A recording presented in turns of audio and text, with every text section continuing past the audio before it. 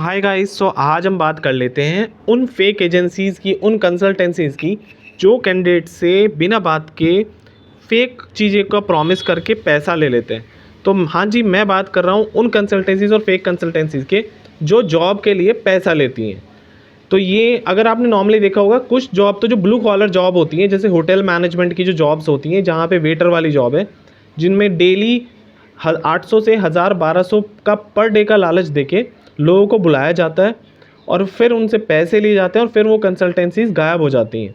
Same अगर मैं corporate world की बात करूँ, तो बहुत सारी कंसल्टेंसीज़ जो वो जॉब पोस्टिंग करती हैं naukri.com और लिंक्डइन तक पे कर रही हैं। वो लोग क्या कर रहे हैं, आप जॉब अप्लाई करते हैं, आपका डेटा उनके पास चला जाता है और फिर उस डेटा से आपको कॉल बैक करते हैं और बोलते हैं कि आप 10,000 रुपीज़ दो, 20,000 दो, हम आपका इंटरव्यू अरेंज कराएंगे। बस ऐसा दुनिया में कोई कंसल्टेंसी नहीं है। आपको ये चीज़ समझनी पड़ेगी कि जॉब करने के लिए पैसा देना नहीं पड़ता, जॉब करने का पैसा मिलता है। तो ये चीज़ अगर आपकी समझ में आ गई तो आप किसी कंसल्टेंसी को पैसा नहीं दोगे। कोई भी कंसल्टेंसी इस दुनिया में या कोई भी कंपनी इस दुनिया में ऐसी नहीं है जो लोगों से पैसे लेके उनको देती हो। और अगर कोई कंपनी में आपको पैसा देना पड़ रहा है जॉइनिंग के लिए, दैट मीन्स वो फेक कंपनी है, वो ज़्यादा दिन नहीं चलेगी और ये एक बहुत ही गलत प्रोसेस चल रहा है। आप उससे दूर हो जाएं। मैंने देखा है नॉर्मली आईटी कंपनीज़ के लोगों को ज़्यादा टारगेट किया जा रहा है। जो लोग फ्रेशर हैं या डेवलपर हैं या कोडर हैं, उनके साथ क्या हो रहा है, ये कंसल्टेंसी उनको बोलती है कि हम आपका फेक एक्सपीरियंस क्रिएट कर देंगे, क्योंकि बंदा ऑलरेडी साल 2 साल से जॉब ढूंढ रहा है, उसको मिली नहीं है। ठीक है, तो ये क्या करते हैं, उसका फेक एक्सपीरियंस बनाते हैं, फेक पीएफ अकाउंट बनाते हैं, यूएएन भी क्रिएट कर देते हैं, जिससे वो कंपनी में जाए तो बैकग्राउंड वेरिफिकेशन हो।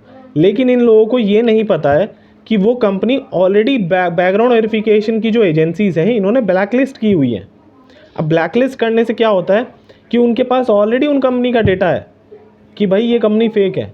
उनका अगर एक्सपीरियंस लेटर भी कंपनीज़ में पहुंचेगा तो वहीं से वहीं रिजेक्ट हो जाएगा और आपको जो जॉब मिलने वाली थी वो नहीं मिलेगी, और या मिल चुकी होगी तो आप वहाँ से निकाल दिए जाओगे।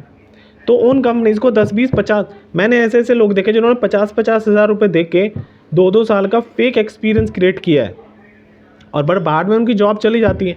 तो बस ये 50,000 रुपये तो बचा लो, 5,000 बचा लो, जितना भी पे कर रहे हो, क्या फ़ायदा इस पैसे को पे करके। मैं तो 2004-5 साल से इस तरह की वीडियो बना रहा हूँ, बट ये है कि मेरे को लगता है कि इन चीज़ों को बता के आप लोगों की हेल्प हो सकती है, क्योंकि मैं डेली बेसिस पे मेरे पास कम से कम 4 से 5 कॉल ऐसे आते हैं जो लोग पैसे दे के फंस चुके होते हैं।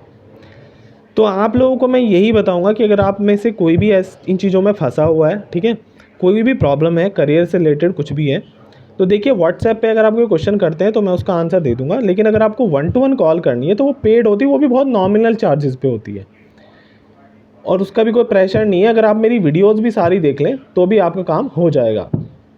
तो आई होप ये वीडियो आप लोगों को हेल्प करेगी और प्लीज़ मेरी रिक्वेस्ट है, इन कंसल्टेंसीज़ के चक्कर में ना पड़े। And best of luck, like share and subscribe.